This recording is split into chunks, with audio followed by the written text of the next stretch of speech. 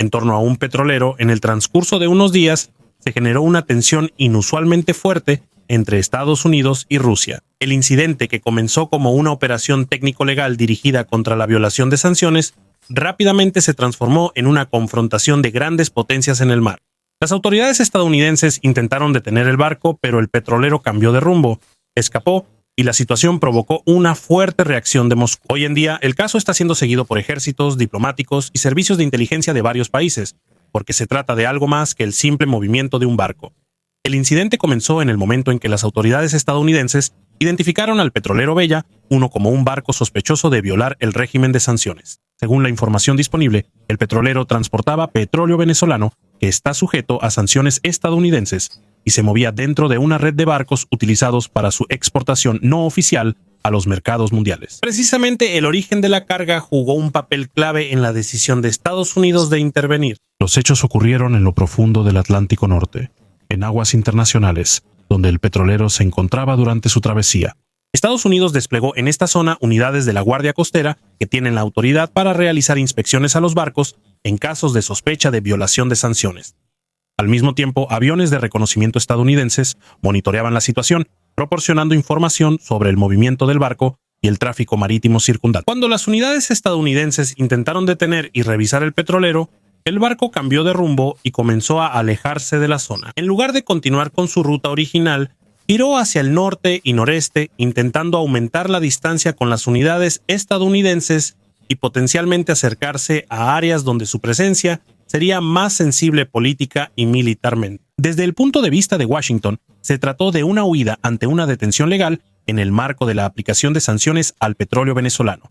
Moscú, por el contrario, afirma que el barco tenía derecho a continuar navegando en aguas internacionales. Los medios de vigilancia estadounidenses continuaron monitoreando el petrolero, pero no se produjo una detención directa.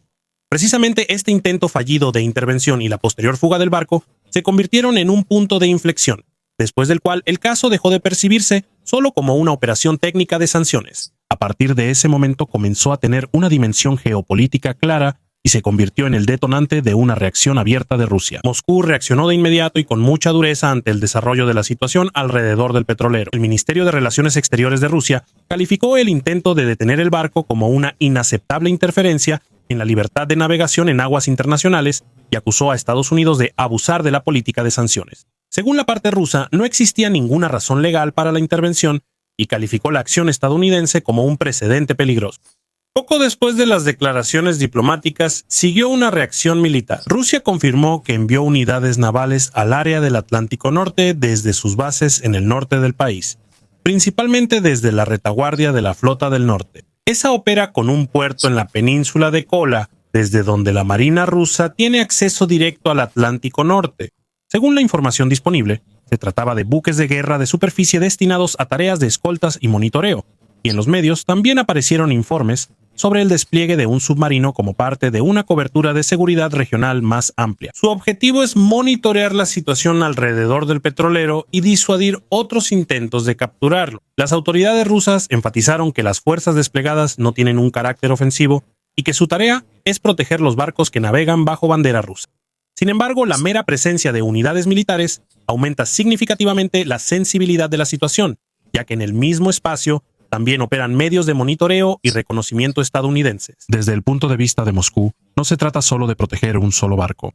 Al enviar fuerzas de la Flota del Norte, Rusia envió una señal de que considera el caso como un precedente con un impacto potencial en la seguridad de sus rutas marítimas y que está preparada para defender activamente sus intereses en el mar. Estados Unidos ha promovido durante mucho tiempo un régimen de sanciones dirigido a limitar la exportación de petróleo de los estados que considera violadores de las normas internacionales.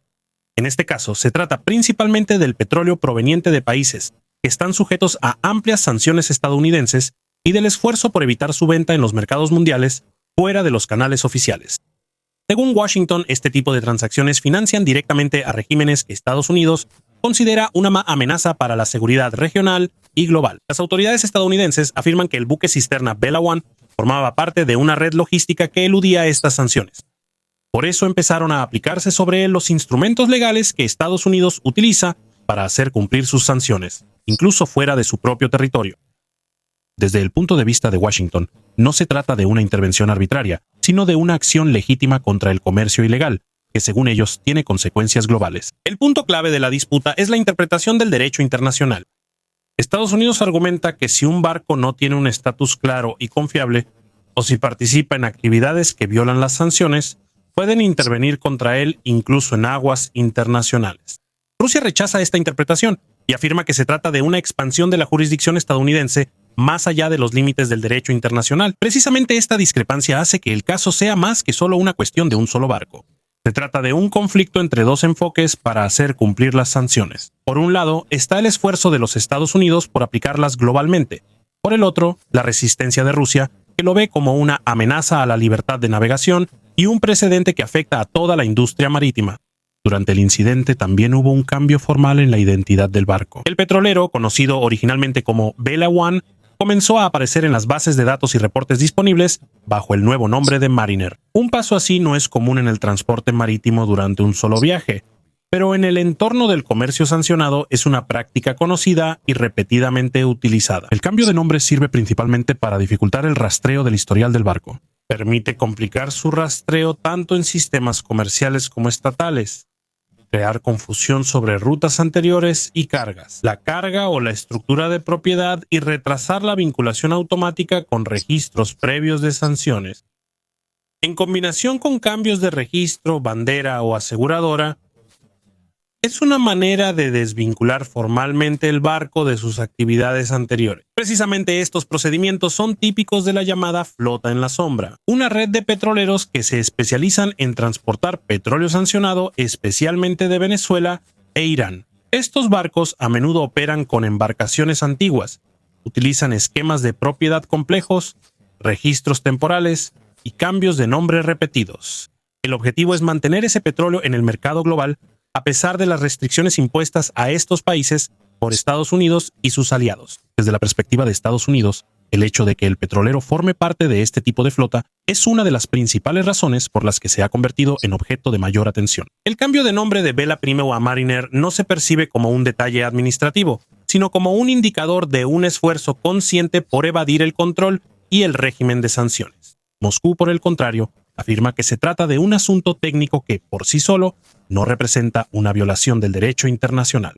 El caso del petrolero ruso es delicado porque combina varias cuestiones controvertidas al mismo tiempo. Por un lado, se trata de la aplicación de sanciones contra el petróleo venezolano, que Estados Unidos considera una herramienta legítima de política exterior. Por otro lado, está la cuestión de la libertad de navegación en aguas internacionales y los límites hasta donde puede llegar la autoridad de un país fuera de su territorio. El incidente también muestra lo rápido que una disputa técnico-legal puede convertirse en un problema geopolítico. La participación de fuerzas militares, aunque oficialmente solo para monitoreo y protección, aumenta el riesgo de malentendidos o de una escalada no intencionada.